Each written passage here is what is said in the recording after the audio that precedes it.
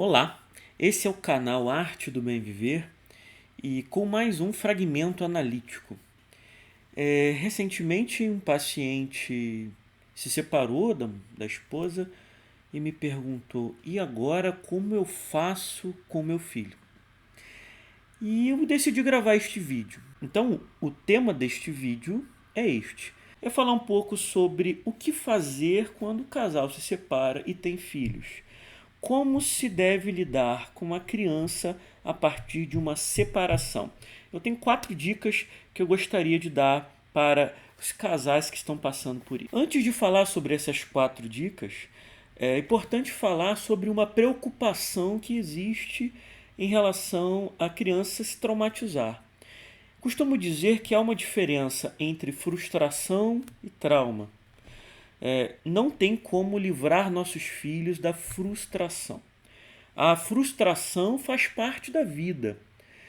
A partir do momento em que o princípio da realidade se impõe na vida e se contrapõe ao princípio do prazer, ou seja, quando a criança descobre que ela não é Sua Majestade o bebê, que nem todas as suas vontades serão satisfeitas, né? Que há limites corporais, que existe algo chamado não, né? Que existe o negativo, o princípio da realidade se impõe. Né? Isso vai se dando ao longo dos primeiros meses e anos da criança, passa por uma série de processos, o desmame, a ausência temporária da mãe ou da pessoa principal que cuida. E isso vai produzir frustração. É fundamental que a criança passe por essa frustração para a construção da sua identidade. Outra coisa é o trauma. O trauma acontece quando nós não conseguimos simbolizar algo. Então, quando a criança recebe ou passa por uma situação, né, cuja carga emocional é forte demais, é pesada demais, de modo que ela não consiga lidar, ou seja, ela não tem ainda, né, dentro do seu aparelho psíquico as ferramentas necessárias para lidar com aquilo, com aquela dor, com aquela angústia ou com aquela frustração excessiva. Aí se produz um trauma. Toda separação dos pais produz um trauma infantil? Não. Toda separação dos pais produz frustração? Provavelmente algum tipo de frustração provocará. Agora, se o objetivo dos pais é fazer com que a separação produza o menor tipo de dor na criança, né, que ela produza uma frustração controlada, não traumática, e aí valem essas dicas de amor e de cuidado para com os filhos e filhas. Primeira dica: não exclua a criança do processo. As crianças sabem que algo está acontecendo. Elas percebem na mudança da rotina, né? Na ausência de um dos genitores, de um dos cuidadores. As crianças notam. Notam pelas discussões, notam pelo silêncio, elas notam que algo está acontecendo.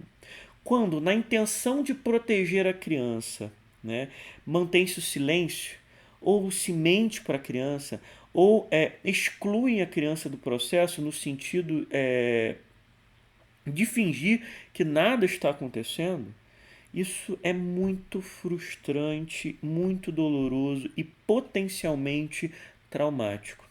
As crianças não somente vão saber que algo está acontecendo, mas também se sentirão enganadas. E esse sentir-se enganado, sentir-se enganada por aqueles a quem ela mais ama, isso potencialmente é traumático.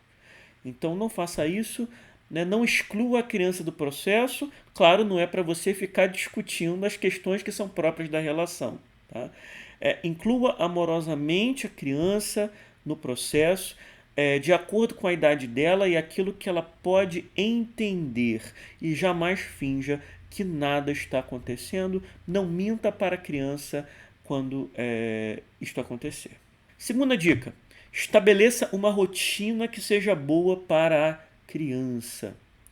Isso é muito importante, né? Não importa que tipo de rotina. Pode ser uma rotina que, até para explicar para outras pessoas, seja uma rotina complexa, mas a criança precisa ter algum tipo de previsibilidade, algum tipo de estabilidade. Né? Então, a rotina boa tem que ser boa para a criança, não somente para os pais. Eu sei que às vezes é difícil, né? Mas é muito importante que a preocupação principal para o estabelecimento de uma rotina seja o cuidado da criança, seja que ela consiga ter um espaço que tenha estabilidade, que não seja um espaço caótico. Terceira dica: não faça alienação parental. Em hipótese alguma, faça isso. Então, se você é mãe ou é pai, não importa o que o outro tenha feito e tenha motivado a separação. Isso é uma questão que pertence ao casal. Né? Jamais o outro ou a outra deixará de ser o pai ou a mãe da criança. Tá? Então, não fale mal da mãe ou do pai. Né? Não desautorize o pai ou a mãe da criança, a não ser, evidentemente, em casos extremos, né?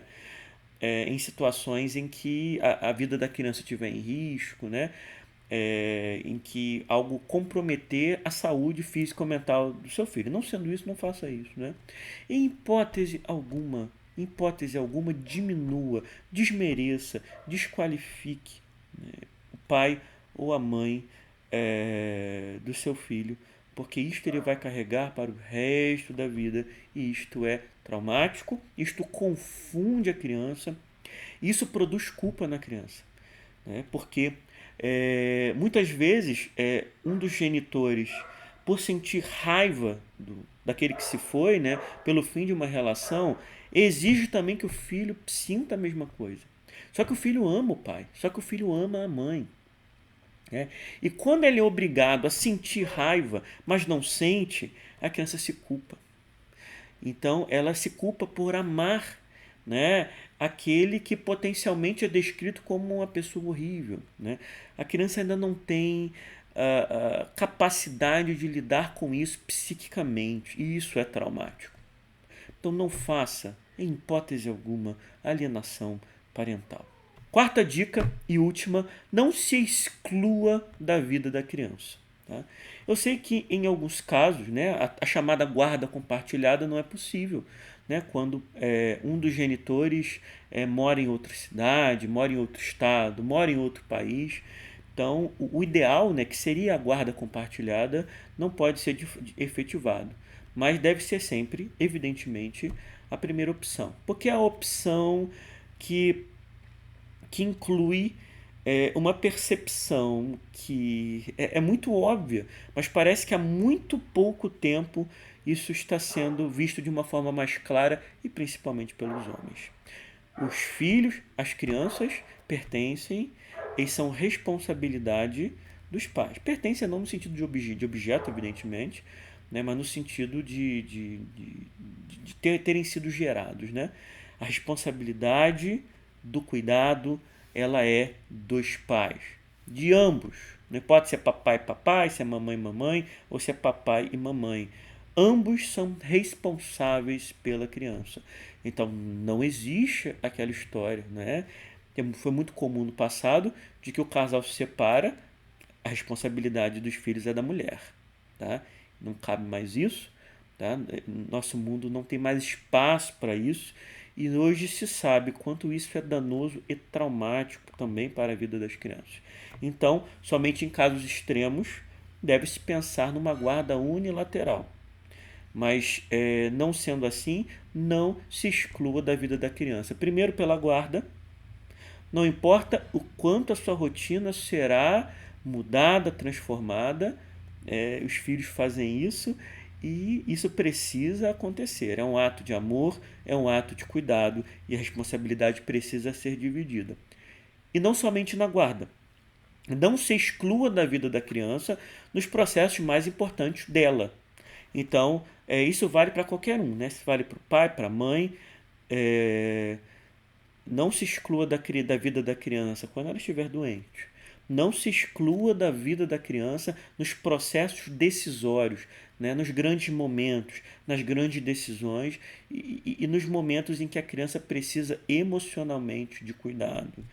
Né? Então são essas 4 dicas.